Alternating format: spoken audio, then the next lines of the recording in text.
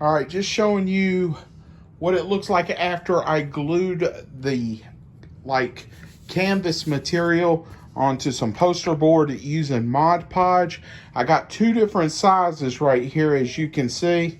I got this size and that size right there. Now on this one, it's a little bit smaller, so I'm going to cut the excess foam cord board. And on this one, I've got excessive material, as you can tell. And I'm going to cut it off or use some like alligator clamps of some sort and just grip right there. But I will definitely tell you, using this type of foam board is not the way to go, because if you can see, as the Mod Podge dried, it curled it. So my original plan was to put it on insulation foam that I use for making dioramas. So I should have stuck with that idea and used probably some sort of foam glue that I've used in other projects. So I do have another one coming to try it out, but I still think they'll make good backgrounds in action figure photography. So we will see. I'll show you some more updates as I cut it and stuff, and an example with an action figure later on. Thanks. What's up, everybody? I just want to show off a quick little haul video of some diorama pieces, which is right there, that I purchased off Amazon, a background piece, which you'll see here shortly, and a Grail piece that took me many years to acquire.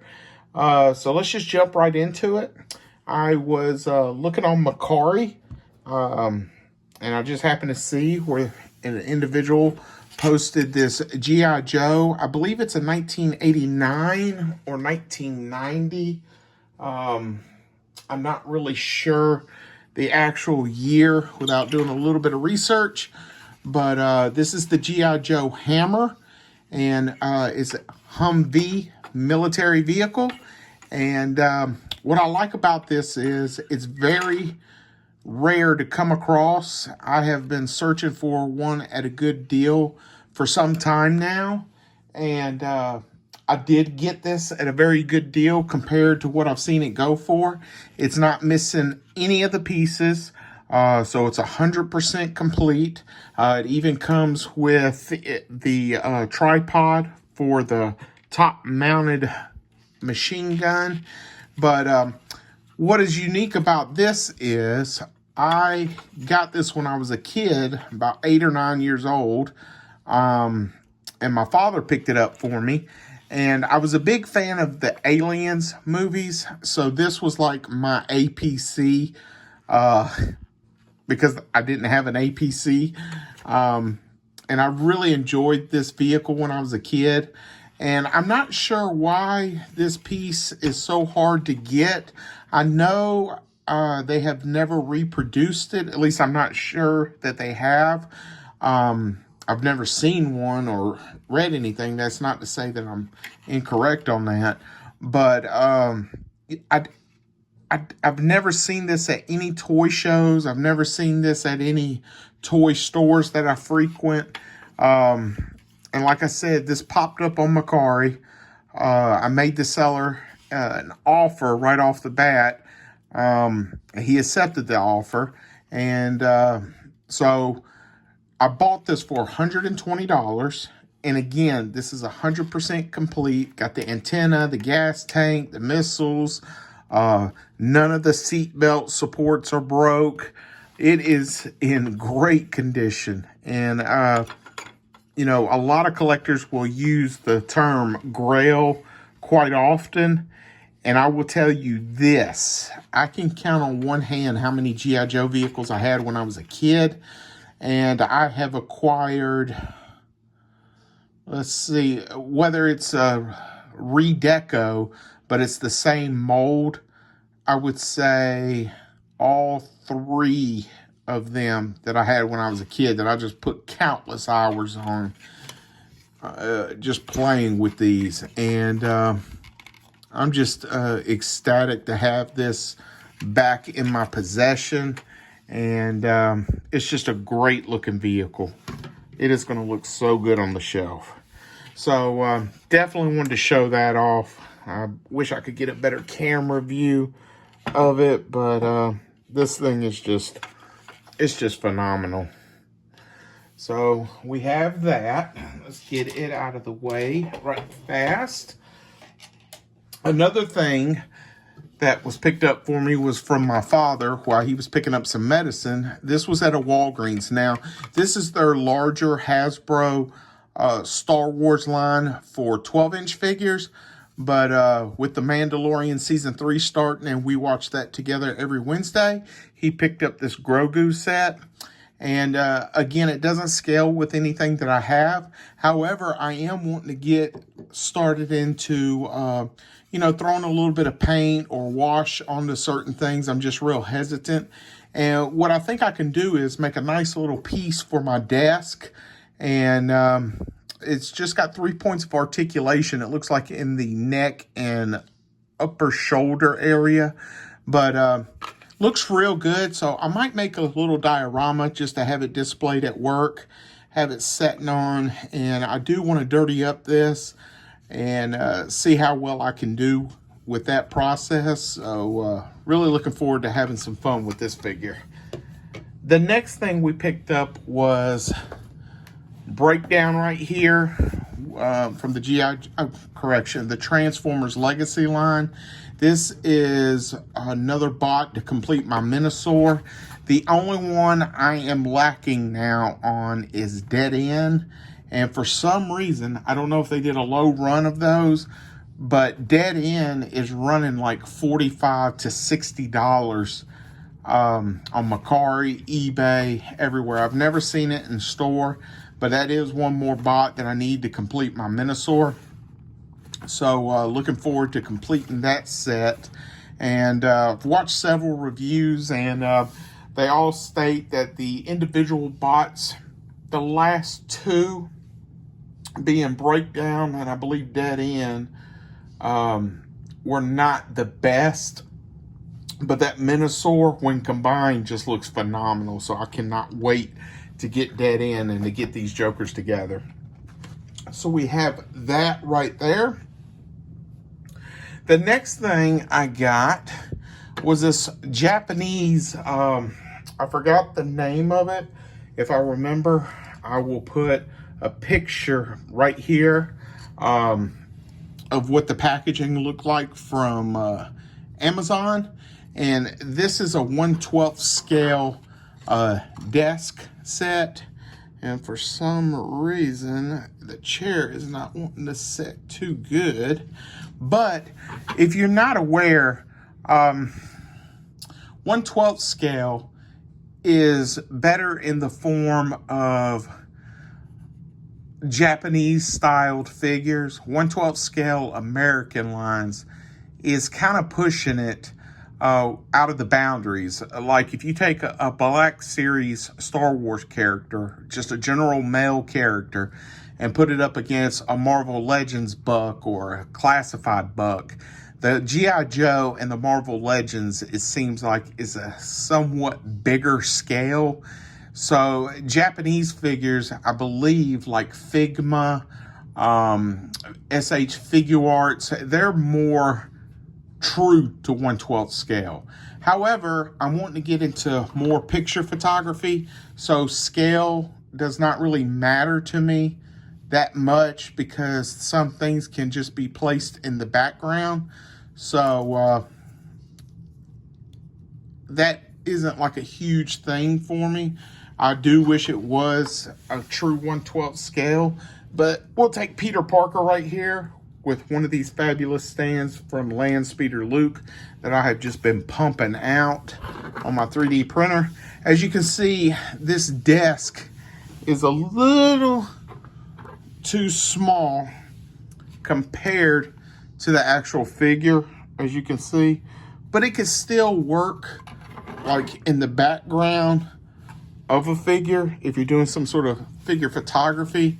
But yeah, this is to me, this is more in the lines of 3 3/4 or smaller scale figures. But it's a model kit. I don't like to put together the model kits. My wife does that for me, and she seems to have a good time with it. The other one that I got is like this biology, chemistry, or science lab desk. This one I like a little bit more than the actual desk. It's got a sink with a makeshift water pipe on the bottom. The handles look real nice, and it's got an attached sink to it. And it's got these chairs, which, again, these stools are nowhere worthy of 1/12 scale. I mean, you could probably get it to work in the background, again, of a classroom setting. The desk, the lab table, is this big compared to Peter Parker. And again, if you're doing some sort of photography, you could wing it in some sort of perspective. But again, this is smaller than I had hoped. And it'll still serve its purpose. Like I said, I'm trying to get a little bit better with action figure photography. And, you know, you can manipulate things in your shots. At least that's what I've been researching. And which kind of leads to this background right here. Now, I have two figures on just two random boxes to elevate it. But you'll see this is the background. And I'm going to show you in more detail. But you see them air bubbles that popped up? That is what I want to avoid on the next ones I try to work on. I used Mod Podge on a regular Dollar Tree foam board. I was originally going to put it onto insulation foam that I make diodes with and whatnot. But with this Dollar Tree foam, which has a paper adhesive on top, when I put the Mod Podge on it, it caused those air bubbles. And it also caused, when the glue, dried, it constricted the board some into like a C pattern. And, you know, you live and learn when you're crafting. That's just the nature of the beast. But this background is actually made for aquariums. And it's like a polyester material. And I used glue on it, the Mod Podge, to get it on the board. Now, you'll see two different sizes here shortly. This jungle feature, it was a lot bigger. I want to say it was 36 by 24, but I could be wrong on the dimensions. I will post a picture of what I purchased off Amazon. And the next one is a desert setting, which is a smaller scaled one. I left the white borders around the bottom and the sides so that I could use clamps to pin it onto stuff. But I definitely want to try to work on getting the air bubbles out. But if you were taking a quick picture and basing your lighting on stuff, it still is good and will work for what I want it to do. But I was real happy with how it turned out, other than the minor flaws. And it seems like as time is progressing, there are more air bubbles. So I'm thinking over time, this adhesion to that foam board with the paper covering is just not going to do well over long-term effects. So in case you are wanting a pretty decent background, those backgrounds ran at like $8.99 each. The foam board was $1.25 at Dollar Tree. However, again, if you're used to dioramas or anything, use the insulation foam board. I've got another background coming in, and I'm going to try that. Now, I did notice this glue right here, and I want to say this is a type of glue that I've seen used on Oiler's Workshop videos. It worked a whole lot better at the back portion of the jungle setting. And I'll show you what that looks like right quick on the back side. So right here on the back of it is where I use that glue to the foam boards. You'll see the edges right there and then the top. But you can even see like the creases on the foam as it dried. I mean, it constricted. And like I said, it's a learning process. There is the desert feature right there. And at the end of this video, I'll show you a quick look at the process of when I was gluing it and how bad it curled up. But that's the desert setting right there. And, you know, if you kind of play with your light a little bit and stuff, but I'm real happy with that, how that looks. And again, I left the border around it so you can put some clamps on it to kind of help the background stand up. And that's about it. And I did pick up 2 more of these 1, 2, 3 blocks from Amazon. Those work great for whatever crafting job you're doing. But I hope you like this quick haul video with some diorama type accessories and photography background accessories. I hope this helps somebody if they're getting into taking pictures, because this was the stuff I searched for when I first started looking into this on YouTube. Action figure photography, action figure dioramas. And there's been a lot of people that have helped me on Facebook groups and stuff of that nature. So yeah, definitely give this video a quick like and comment if you can. Share if possible. I'm also going to show another video that I'm going to be making of some 1/12 scale accessories. I've seen several reviews on YouTube. It just came in. It's the Casket of Cruelty, I think.